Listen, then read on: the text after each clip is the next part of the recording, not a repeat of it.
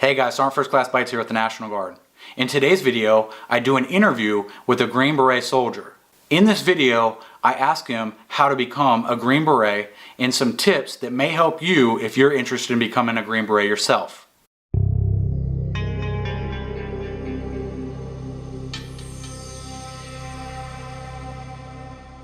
So, what is the process to become a Green Beret?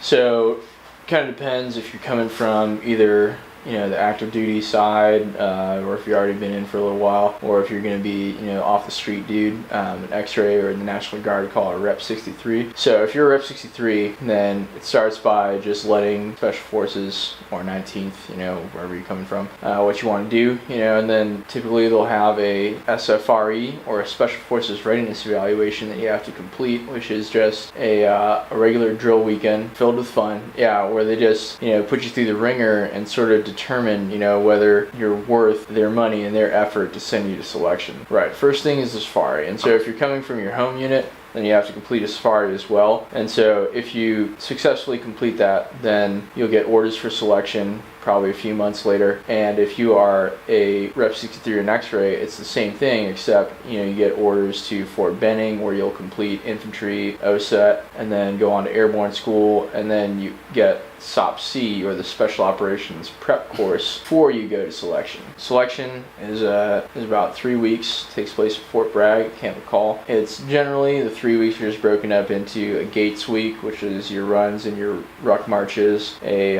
land navigation week, which is the STAR course, other sorted exercises, and a team week, which is where you just get together, do all the team event, all the fun stuff, and it gets nasty. And then if you complete that, the process afterwards goes CLT, Combined Leadership Training, which is like your NCO Academy. It's a combination of, I believe it's called BLC now, and ALC. And so that's about 4 weeks long. Following that is IUW, where you'll do your gates again and get a bunch of classes on SF history and composition. And then after that, you get into the meat and potatoes of it, which is SUT, your Small Unit Tactics. It was a 6-week course when I went through it. They're trying to push people through fast. Now it's about 8. That's sort of like SF's compacted version of Ranger School, to just give you all the small unit tactics that you'll need to train people on and perhaps use later on in your career. After that is SEER. After that is MOS.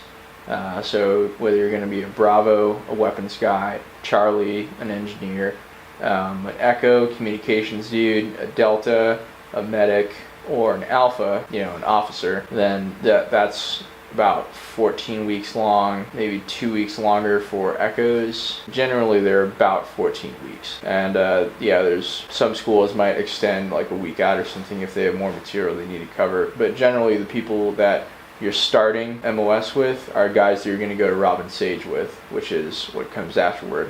And that's sort of like the final culmination exercise where you actually work as a real SF team. You do a full mission profile, about 4 weeks, so you go through the whole planning process, and then you go through executing your mission.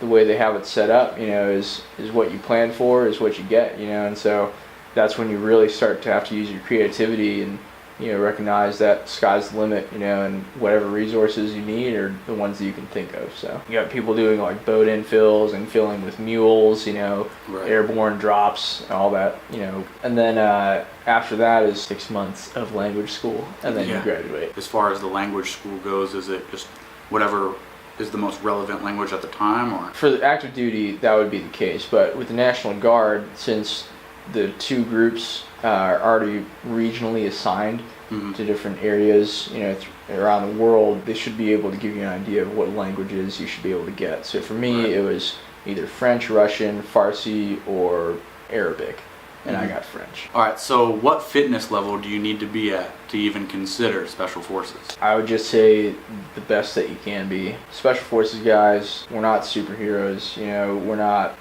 Olympians, although some of us are. I did go through school with some professional athletes, but I mean, just trying to ace that PFT, but don't stop there, you don't want to be lifting weights, running, swimming, just trying to be as well-rounded as you possibly can. There's no magic bullet, there's no secret answer, to like you need to be exactly this, and this. Right. You know, but generally I'd say that, you know, the sturdier a person you are, the better. And there's a lot of workouts out there which are geared towards, you know, preparing you for selection and the strain that, you know, really heavy rucksack and a lot of distance is going to put on your body. Did you plan at all before the safari?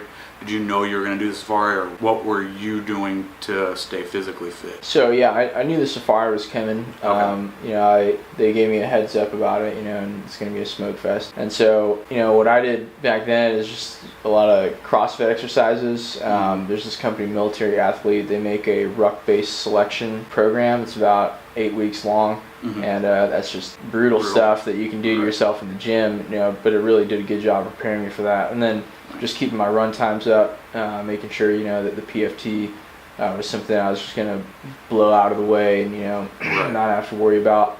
That was another minor goal of mine coming into it. So how long have you been in Special Forces, and what is it like to be in Special Forces in the National Guard? So I completed the course about 2 years ago. And my experience thus far has just been a lot of fun. Special Forces in the National Guard is nothing like your normal National Guard unit. So a weekend a month, 2 weeks, you know, in the summer is the typical for National Guard unit. That can be what your SF career is too, if you have a civilian job lined up and, you know, you don't want it taking over your life. But on the other hand, you know, if you really don't have a whole lot else going on, like SF is what you want to sink your teeth into, that is absolutely possible too. And I've been going to schools back to back. There's always something to do. There's always a trip. There's always a deployment. There's always, you know, like another school opening up that you can go to. You know, you got to be ready at a moment's notice. You know, because sometimes slots will free up, and someone will be like, "Hey, you want to go to sniper school on Monday?" You know, and it's like a Friday afternoon, and you know, you just got to be like, either, you know, like, "Oh, I got a civilian job, I can't do it," or hell yeah. Right. What advice do you have for a guardsman that wants to go Special Forces? There's so much. But, a whole nother video. Right, yeah, a whole nother video, you know, but man, basically I would say, you know, like, just stay in shape, you know, like, don't get lazy. Make sure you're on top of your game with that. If you have opportunities in the civilian world, you know, take advantage of those. So when you come out on the other side, you know, like, being SF is awesome. It's a great career, you know, but for a lot of these dudes, it doesn't stop there. You know what I mean? You know, a lot of them are business owners, professional athletes, you know, whatever. You know, like SF is just where it starts for a lot of people that you're going to be working with.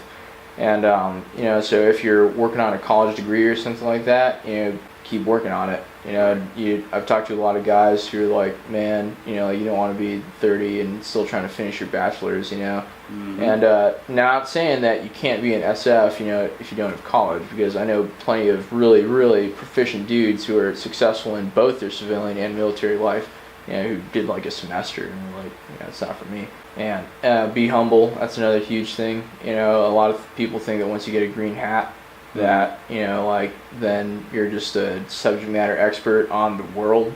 Right. You know? Right. What makes you as good as you are is your willingness, you know, to listen to other people who have been there and done that, who have their realm of expertise, you know, and then you sort of take from them what you know, stuff that you know you'll be able to use, you know, and just keep on building yourself that way. You know, don't underestimate how busy you'll be in a National Guard SF unit.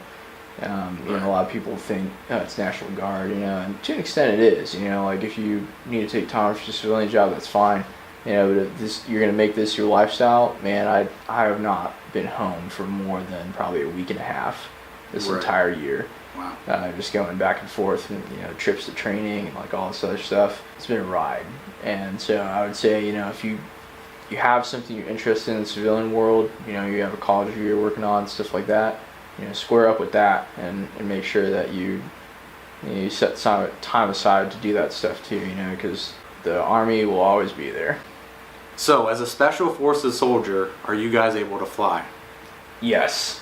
Yes! You want to be Special Forces, then just go for it. Stop trying to, like, look up everything that you can. Stop reading the Wikipedia page 50 times and stuff like that. Like I said, you know, there's no magic bullet. There's no secret potion. There's nothing that's going to get you through this, just besides the fact whether you're the right guy for the job or not. And the only way to find out is to try. You're just cheating yourself and possibly cheating the regiment out of having a good soldier, by just not having the confidence to do this thing. And I've seen a lot of dudes, quit just because they claim they weren't mentally prepared, and you either got it or you don't, Right. And I would say just, if you're thinking about this, just go for it, man, because that's the other thing too, is this career, what defines it is that it's full of surprises, and so if you're not just ready to tackle the unknown, then this job isn't for you. Embrace whatever comes your way, take on every challenge, and chances are, you're going